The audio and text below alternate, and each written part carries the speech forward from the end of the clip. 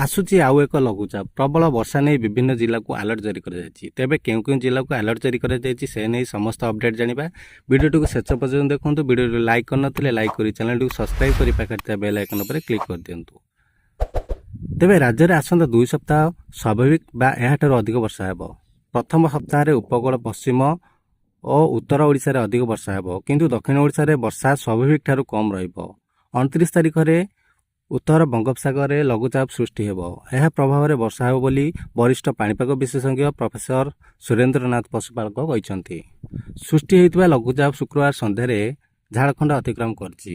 ଏହା ଘନୀଭୂତ ହୋଇ ପଶ୍ଚିମ ଆଡ଼କୁ ମୁହାଁଇଛି। 27 ତାରିଖରେ ଏହା ଗୁଜୁରାଟ ଉପରେ ରହିବ। 26 ତାରିଖରେ ମୌସୁମୀ ଟ୍ରପ୍ ପୂର୍ବ ଭାଗରେ ପଶ୍ଚିମବଙ୍ଗ ଉପରେ ଘୂର୍ଣ୍ଣିବଳୟ ସୃଷ୍ଟି ହେବ। 48 ଘଣ୍ଟା ଭିତରେ ଏହା ମୌସୁମୀ ଟ୍ରପ୍ ମିଶି ଯିବ। 29 ତାରିଖରେ ଉତ୍ତର ବଙ୍ଗୋପସାଗରରେ ଲଘୁଚାପ ସୃଷ୍ଟି ହେବ।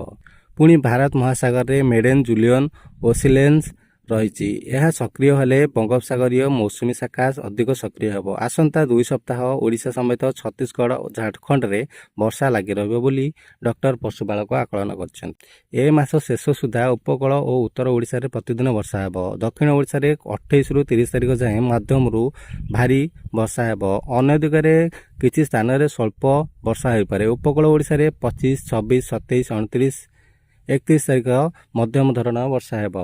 ଉତ୍ତର ଆଭ୍ୟନ୍ତରୀଣରେ 26 ଓ 27 ତାରିଖରେ ଭାରୀ ବର୍ଷା ହୋଇପାରେ। ରାଜଧାନୀରେ ଶନିବାର ଅପରାହ୍ନ 4ଟା ଯାଏଁ ଶୁଖିଲା ପାଗ ରହିବ ବୋଲି ଡକ୍ଟର ପଶୁପାଳକ କହିଛନ୍ତି।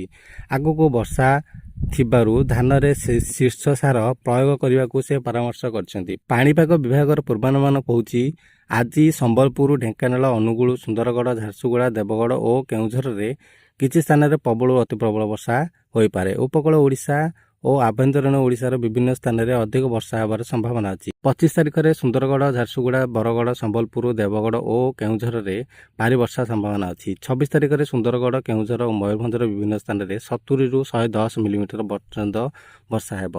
ରାଜ୍ୟରେ ମୌସୁମୀ ବର୍ଷା 12% ନିଅଣ୍ଟା ରହିଛି। 11 ଜିଲ୍ଲାରେ ନିଅଣ୍ଟା ସ୍ଥିତି ଅଧିକ ରହିଛି। ବାଲେଶ୍ୱର ଓ ଭଦ୍ରକରେ ନିଅଣ୍ଟା ବର୍ଷା ସ୍ଥିତି ସର୍ବାଧିକ 42% ରହିବ। କେଉଁଝର ଓ ଝାରସୁଗୁଡ଼ାରେ 32%, କେନ୍ଦ୍ରାପଡ଼ାରେ 31%, ଯାଜପୁର ଓ ସୁନ୍ଦରଗଡ଼ରେ 30%, ପୁରୀରେ 28%, ମୟୂରଭଞ୍ଜରେ 25% ଓ ଦେବଗଡ଼ରେ 23%, ସମ୍ବଲପୁରରେ 20% ନିଅଣ୍ଟିଆ ବର୍ଷା ହୋଇଛି। ମାଲକାନଗିରିରେ ସ୍ୱାଭାବିକ ଠାରୁ 38% ଅଧିକ ବର୍ଷା ହୋଇଛି।